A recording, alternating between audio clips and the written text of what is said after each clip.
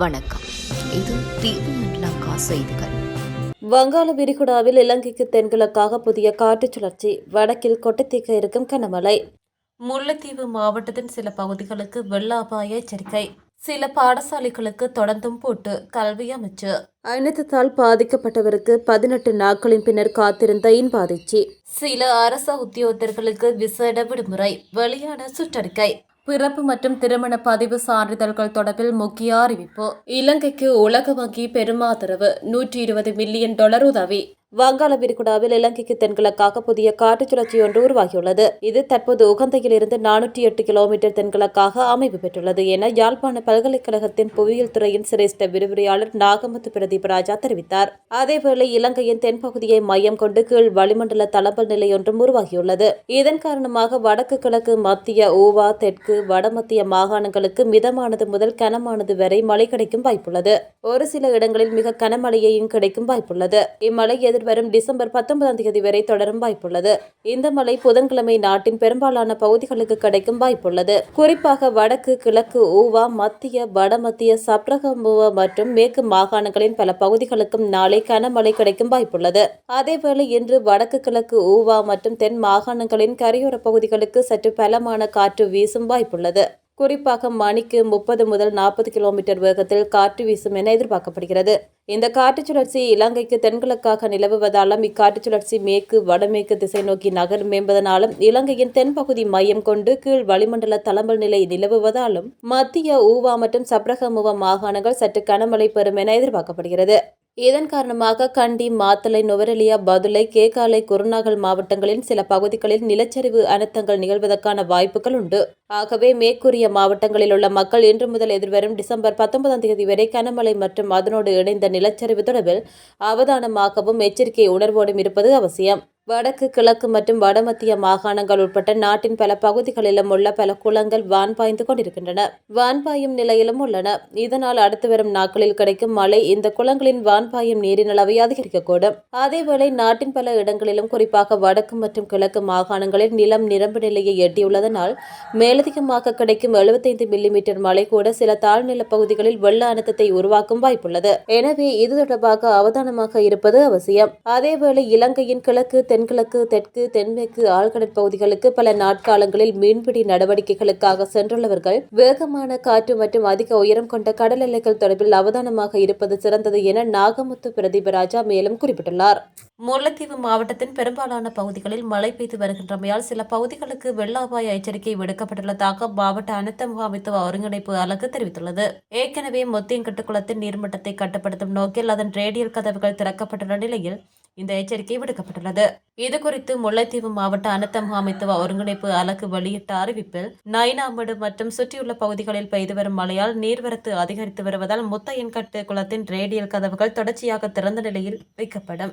இதன் காரணமாக கீழ்ப்பகுதிகளில் வசிக்கும் மக்கள், குறிப்பாக மன்னா, கண்டல், வசந்தபுரம் பகுதிகளில் உள்ளவர்கள் மிகுந்த விழிப்புடன் இருக்குமாறு கேட்டுக் கொள்ளப்படுகிறார்கள். நீர்மட்டம் உயர்வதை கவனித்தால் உடனடியாக கிராம அலுவலர் அல்லது பிரதேச செயலாளர் அவர்களுக்கு தகவல் வழங்கி பாதுகாப்பான இடங்களுக்கு செல்ல தேவையான ஏற்பாடுகளை மேற்கொள்ளவும். அதேபோன்று பண்டார், வெண்ணி பகுதிகளில் வசிக்கும் மக்களும் கவனமாக இருக்க வேண்டும். வவுனியா வடக்கு பகுதிகளில் பெய்து வரும் மழையால் குருவிச்சை ஆற்றில் நீர்மட்டம் உயர வாய்ப்புள்ளது. நீர்மட்டம் உயர்வதை நீங்கள் கவனித்தால் உடனடியாக கிராம அலுவலர் மற்றும் பிரதேச செயலாளர் அவர்களுக்கு தகவல் வழங்கி தேவையான முன்னெச்சரிக்கை நடவடிக்கைகளை மேற்கொள்ளவும் என தெரிவிக்கப்பட்டுள்ளது. ஊவா மத்திய மற்றும் வடமேல் மாகாணங்களில் உள்ள 640 பாடசாலைகள் நாளை திறக்கப்படாது என கல்வி அமைச்சின் செயலாளர் நாலக்க கலுவவ தெரிவித்துள்ளார். ஏனைய பாடசாலைகளின் கற்றல் நடவடிக்கைகள் இன்று வழமை போல் இடம்பெறும் என அவர் குறிப்பிட்டுள்ளார். வடமேல் மாகாணத்தில் 5 பாடசாலைகளும் திறக்கப்பட மாட்டாது என கல்வி அமைச்சின் செயலாளர் குறிப்பிட்டுள்ளார். பதுளை மாவட்டத்திலேயே அதிகளவான பாடசாலைகள் மூடப்பட்டுள்ளதாகவும் அதற்கமைய மகியங்கனை கல்வி வலயத்தில் 3 பாடசாலைகளும், பிபிலை வலயத்தில் 1 பாடசாலை மற்றும் பசறை வலயத்தில் 88 பாடசாலைகளும், பதுளை வலயத்தில் 112 பாடசாலைகளும், வியலுவ வலயத்தில் 70 பாடசாலைகளும், வெளிமடை வலயத்தில் 110 பாடசாலைகளுக்கு, பண்டாரவளை வலயத்தில் 140 பாடசாலைகளும் நாளைய தினம் திறக்கப்பட மாட்டாது என அவர் தெரிவித்தார். இந்த நிலையில் திறக்கக்கூடிய நிலையில் உள்ள அனைத்து பாடசாலைகளையும் நிலைமையை ஆராய்ந்ததன் பின்னர் நாளைய தினம் திறப்பதற்கு தீர்மானிக்கப்பட்டுள்ளதாக கல்வி அமைச்சின் செயலாளர் நாலக்க கலுவவ தெரிவித்துள்ளார். இதேவேளை தரம் 11 மாணவர்களுக்கு காப்போத சாதாரண தர பரீட்சைக்கு தோற்றுவதற்கான பயிற்சியாக அமைவதால் அந்த மாணவர்களுக்கு பொருத்தமானவாறு 2026 ஜனவரி மாதத்தில் பரீட்சைகளை நடத்துவதற்கு நடவடிக்கை எடுப்பது பொருத்தமானது என கல்வி அமைச்சு தெரிவித்துள்ளது. நுவரெலியாவில் பேரிடரினால் பாதிக்கப்பட்ட ஒருவருக்கு சொந்தமான உடைமைகள் 18 நாட்களின் பின்னர் கிடைத்துள்ளது. ஹங்குரான் கெத்த பகுதியில் மண் சரிவினால் முழுமையாக அழிவடைந்த வீட்டினை சுத்தம் செய்யும் பணி ராணுவத்தால் முன்னெடுக்கப்பட்டது. துப்புரவு பணியின் போது சிதைவுகளில் இருந்து மீட்கப்பட்ட தங்கம் மற்றும் பணம் என்பது உரிமையாளரிடம் ஒப்படைக்கப்பட்டுள்ளது. அதற்கமைய 5 மில்லியன் ரூபாய் பெறுமதியான தங்க நகைகள் மற்றும் 3 லட்சம் ரூபாய் பணம் என்பன ராணுவத்தால் கையளிக்கப்பட்டுள்ளது. பிரதேச செயலக அதிகாரிகள் மக்கள் முன்னிலையில் ராணுவத்தினால் இவை கையளிக்கப்பட்டுள்ளமை குறிப்பிடத்தக்கது. பேரிடர் காரணமாக சேவைக்கு வர முடியாத அரசாங்க உத்தியோகத்தர்களுக்கு விசேட விடுமுறை வழங்குவதற்கு அரசாங்கம் தீர்மானித்துள்ளது. பொது நிர்வாகம், மாகாண சபைகள் மற்றும் உள்ளூராட்சி அமைச்சின் செயலாளரால் வெளியிடப்பட்ட விசேட சுற்றறிக்கையில் குறித்த விடயம் தெரிவிக்கப்பட்டுள்ளது. இது தொடர்பான சுற்றறிக்கை அமைச்சின் செயலாளரால் அனைத்து அமைச்சுகளின் செயலாளர்கள், மாகாண பிரதம செயலாளர்கள் மற்றும் திணைக்கள தலைவர்களுக்கு நேற்றைய தினம் அனுப்பி வைக்கப்பட்டுள்ளது. அந்த அறிக்கையில் டெட்வா புயல் காரணமாக தமது வதிவிடத்திலிருந்து சேவை நிலையத்துக்கு பொது போக்குவரத்து சேவைகள் தடைப்பட்டதால் சேவைக்கு சமூகம் அளிக்க முடியாத உத்தியோகத்தர்கள், வீதி தடைகள் காரணமாக அல்லது அனர்த்தத்தினால் பாதிக்கப்பட்டமை காரணமாக சேவைக்கு சமூகம் அளிக்க முடியாத உத்தியோகத்தர்கள் ஆகியோருக்கு இந்த விசேட விடுமுறை வழங்கப்பட்டிருக்கிறது. அரசாங்க உத்தியோகத்தர்கள் தாம் கடமைக்கு சமூகம் அளிக்க முடியாத காரணத்தை குறிப்பிட்டு பிரதேச செயலாளரால் சான்றுபடுத்தப்பட்ட தமது பகுதியின் கிராம உத்தியோகத்தரின் பரிந்துரையிடம் கூடிய விண்ணப்பத்தை நிறுவன தலைவரிடம் சமர்ப்பிக்க வேண்டும். பிரதேச செயலாளரால் சான்றுபடுத்தப்பட்ட உத்தியோகத்தரின் விண்ணப்பத்தை நிறுவன தலைவர் பரிசீலித்து அதன் சரியான தன்மை குறித்து தனிப்பட்ட ரீதியில் திருப்தி அடைந்தால் மட்டுமே சேவைக்கு சமூகம் அளிக்க முடியாத நாட்களின் எண்ணிக்கைக்கான விசேட விடுமுறையை அங்கீகரிப்பதற்காக திணைக்கள தலைவருக்கு சமர்ப்பிக்க வேண்டும் என அந்த சுற்றறிக்கையில் குறிப்பிடப்பட்டுள்ளது. இந்த விசேட விடுமுறை வழங்குதல் நவம்பர் மற்றும் டிசம்பர் ஆகிய மாதங்களுக்கு மாத்திரம் பொருத்தமான வகையில் மேற்கொள்ளப்பட வேண்டும் எனவும் பொது நிர்வாகம், மாகாண சபைகள் மற்றும் உள்ளூராட்சி அமைச்சு சுட்டிக்காட்டியுள்ளது. அண்மையில் ஏற்பட்ட டெட்வா சூறாவளியால் ஏற்பட்ட மண் சரிவு மற்றும் வெள்ளத்தால் பாதிக்கப்பட்ட 1 மில்லியனுக்கும் அதிகமான மக்களின் பிறப்பு மற்றும் திருமண பதிவு சான்றிதழ்கள் அழிந்து போயுள்ளதாக பதிவாளர் நாயக திணைக்களம் தெரிவித்துள்ளது.